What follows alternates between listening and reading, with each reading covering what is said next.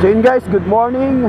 Yes, welcome back for another motor vlog na naman guys, no? So ang features nga pala natin ng motor ngayon is si Honda Click 125 version 3. Version 3 na to guys, itong gamit natin ngayon, no? And ika nga ng iba, ito daw yung scooter na pambansang scooter dito sa Pilipinas. Oras ngayon, alas 8, ginagawa na yung Skyway dito eh. Kaya medyo traffic na talaga. So pag-usapan nga pala natin guys kung gaano nga ba kasulit tong Honda Click, no?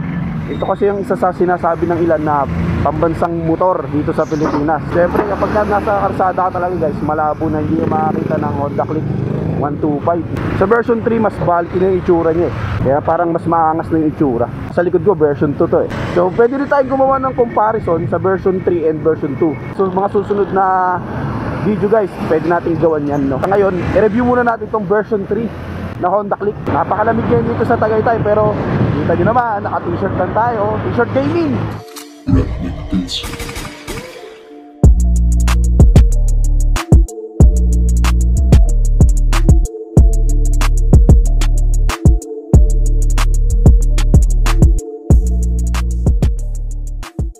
So ngayon guys, pag-usapan natin ang physical appearance ng Honda Click 125 version 3, no? So kitang-kita naman natin na mas lalong na-aggressive yung headlight niya, di ba? Lalo na itong side pairings na to guys, oh.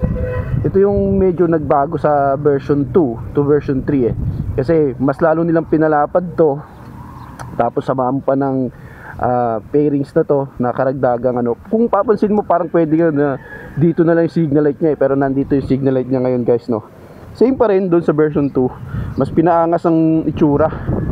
More aggressive looking and aerodynamic sign. Lalo na yung, yan o. Yun o.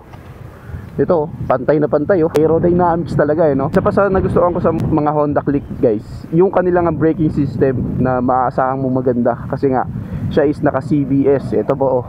Combi brake. Ibig sabihin nun guys, kapag pumureno ka sa likuran, merong 30% nakakagat sa unahan. Kahit sa likuran ka lang pumreno, pepreno din yung unahan niya. Siyempre, isa sa mga binabayaran sa Honda Click, yung ESP, Enhanced Smart Power. Makakasahan mo na malakas ng kanyang makina tapos matipid pa sa kanyang gasolina. Alam nyo ba guys na ang mga Honda Click ngayon is kumukonsumo ng 50 to 55 yata eh, no?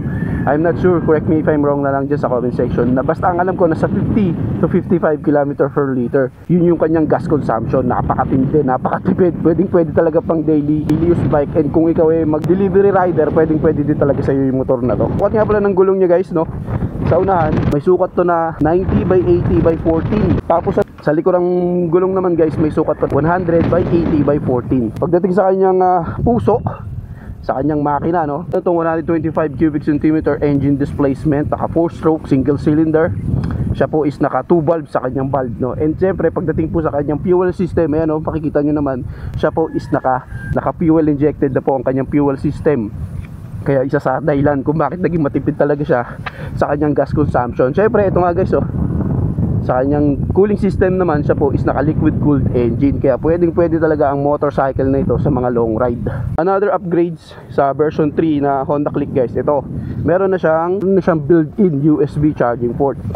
Kung mapapansin nyo, yung motor na to dinisenyo na talaga ni Honda para sa mga delivery rider. Kasi marami sa ating mga kababayan dito sa Pilipinas guys na pinipili talaga ang Honda Click sa kanilang daily use bike. Kung ikaw yun nga, balak mo mag-delivery rider, talagang akmang-akma na yung motor na to. Kaya nilagyan na rin nila na built-in na USB charging port para syempre hindi ka malulubatan ng cellphone. Alam naman natin pag nag-delivery rider tayo, yun talaga ang mas mahalaga, yung hindi malubat ang cellphone mo. Yung iba kasi nagpapa-install pa, yung iba nagbabaon na lang ng power bank. Syempre meron pa rin siyang sabitan ng pulutan. Motolab lang eh, no? Idol yan, tropa yan. And guys, pag-usapan naman natin ang presyo ng Honda Click 125 version 3. Ang kanya nga pong cash price is nagkakahalaga ng 83,300 pesos. At kung balak mo nga pong kunin ito, kung balak mong gawing installment ang motorcycle nito, ang kanya nga pong down payment is nagkakahalaga ng 6,600 pesos. Sa 1 year nga po, ang monthly niya is magiging 8,905 pesos. At doon naman sa 2 years, ang kanya pong monthly is magiging 5,275 pesos. At sa 3 years naman, nagkakahalaga naman ng kanyang monthly ng 4,160 pesos. Pagdating sa kanyang panel gauge guys, ayan, mapapansin nyo, siya po is naka full digital na. Tapos ang kanyang mga ilaw is naka LED na. Talagang napaka-unique po at napakaangas ng disenyo ng kanyang DRL lights, oh. Para siyang masungit na kilay, napakaangas ng pagkakadisenyo sa kanya.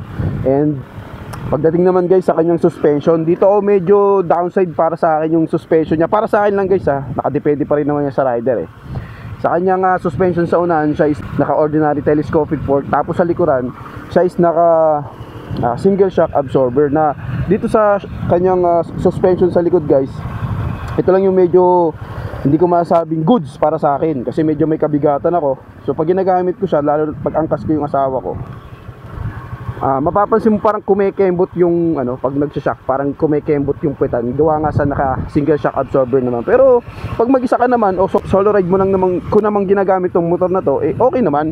Hindi naman ganun ka yung suspension niya sa likod. Tapos syempre, siya is naka side stand kill switch.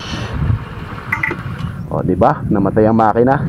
Syempre, kung overall talaga na masasabi mo dito sa bike na to, syempre okay na okay din talaga tong Honda Click 125 version 3. Kahit yung version 2 guys, maganda na rin yun kung gagamitin mo pang daily use bike, pang trabaho, pang commuter, pang delivery rider, goods na goods. Lalo na tong version 3 kasi meron na siyang built-in USB charging port. And pagdating sa kanyang parts, napakadali lang guys makakuha ng mga parts nito kung kailangan nyo magpalit. Accessories ng Honda Click 125, napakadami. Tingin-tingin ka lang sa mga online app na mga pwede mo mapag-orderan, napakadami. Kasi guys, in demand talaga dito sa Pilipinas ang Honda Click 125 dahil sa ika nga ng iba, pambansang motor nga daw to Kaya talagang maraming gustong kumuha nito. At pagdating sa kanyang mga accessories, napakadaling makakuha. Tapos pagdating naman sa kanyang handling guys, ito yung isa sa gusto ko sa kanya, yung kanyang handling. Kasi sobrang smooth. Kapag may angkas ka, dahil may kabigatan niya ako, dun lumalabas na medyo parang nagwawabble siya dahil nga sa naka-single shock absorber lang siya. Makakaasa ka na maganda ang kanyang suspension. Lalo na sa mga lubak na situation guys, hindi siya ganun katagtag Alam mo yun yung dito, lalo na yung front suspension niya. Kapag matagtag yung daan, hindi ka gaanong matatagtag para manakit yung mga braso mo. Goods na goods siya. Tapos ito lang yung isa din sa downside na nakikita ko sa Honda Click 125 version 3 guys Yung kanyang ground clearance, ano ba to? Mas bumaba ba to?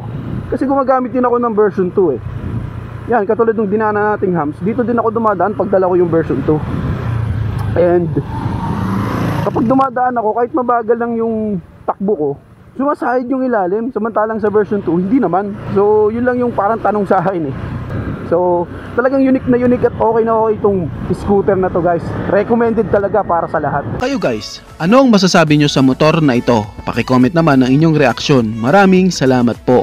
Bago matapos ang video na to guys, baka pwede naman napahingi ng isang like mula sa inyo bilang pagsuporta sa ating munting video. Maraming salamat po. So pwede mo na rin i-share para din malaman ng iba nating mga ka-rider. Sa tingin ko guys is dito ko na lamang po tatapusin ang ating vlog. I hope na nag-enjoy kayo sa aking hinandang video para sa inyo. Pinasisigla ko din kayo guys na i-subscribe ang aking YouTube channel. I-click mo na din ang notification bell para maging updated kayo sa mga susunod na i-upload ko. So dito ko na lamang po tatapusin. Maraming salamat po. Ichi boy. Thank you!